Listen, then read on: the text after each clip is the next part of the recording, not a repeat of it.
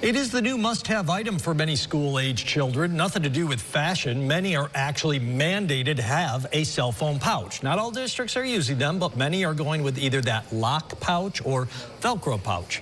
Next guest, a partner in a successful printing and promotional company right here in Syracuse area. It's developed a low-cost range of cell phone pouches, exceeding the standard at half the price of what's being sold in the market today. Let's welcome in Vinny Lobdell. Vinny, good to see you again. Thanks for joining us. Hey, Jeff, great to be with you. We know your story a little bit. You're a local guy. You're from Pulaski. You founded and ran a highly successful global company from there. You sold it a couple of years ago. Now you're involved in a variety of successful businesses all over the world, quite frankly.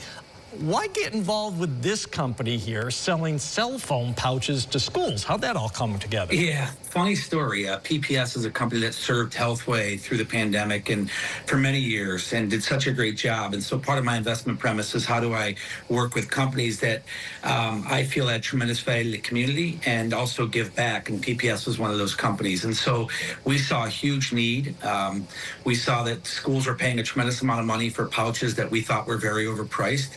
And that generally is not the school, it's the taxpayer, right? And so how can we find a way to bridge that solution, provide a pouch that meets or exceeds the standard and also saves taxpayer money and gives students the tools they need and gives the schools the tools they need to meet the new guidelines. Yeah, you got a couple with you. Is it Velcro? Is it locked? Do you have one of each? What do you Yeah, got? so we have one of each. Here's the Velcro one. Really, really simple. And we think that this is ultimately the best solution. Why? Because it's super low cost. It also gives the student some personal responsibility.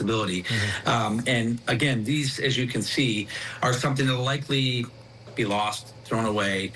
So the goal, in our opinion, is to keep it low cost. Then you can go into the locking mechanism one, which you have it locks, pops open, and more expensive. And again, I think it caters to a need, but it's also something where we feel these can get lost the same way. So why spend more money, and why not give the students some responsibility to keep them locked in this just with a simple intro. Vinny, do those things block cell phone signals, or are they simply locked away so kids can't? No. That's the point. What we did is we went the extra mile and designed one that actually has the material inside that blocks the signal. So you cannot receive a signal once this is in. The phone can be on. The student, if there's an emergency or however the school mandates it, they can actually put this, bring this, open it up and pull it out, and then the signal would be there.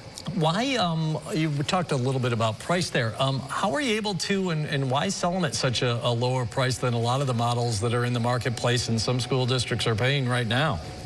I mean, listen, we're trying to create a cost-effective solution. This is something that's mandated. So many schools struggle with resources. We knew that we could develop a very cost-effective solution that met the standard at a much, much more affordable price for schools. And that's ultimately what we're in business to do. How do we provide a cost-effective solution that meets the need? And that's what we've done with this. We're able to do it because we have great supply chain partners, and we've had great relationships in my previous business. So we've aligned that and brought together a solution that meets all the needs at a much more affordable price. Sounds very good. So how much interest have you had from local districts? I know a lot of them already have had them and wanted them by opening day, but what's the interest been like, especially around here, local districts? Oh, it's been tremendous, of course. We saw the need late. And we saw what schools were paying. We said, how is this possible? And some schools don't have to answer to taxpayers, right? My goal is, and our goal as a team, is how do we help support the local community and give schools the tools they need at a cost-effective price? And that's what we've done with this. So we've already, we're in the process of delivering to several school districts around Central New York. The goal is now we believe that after people try lockers, we feel that that probably won't be a sustainable long-term solution and that they'll end up going with pouches.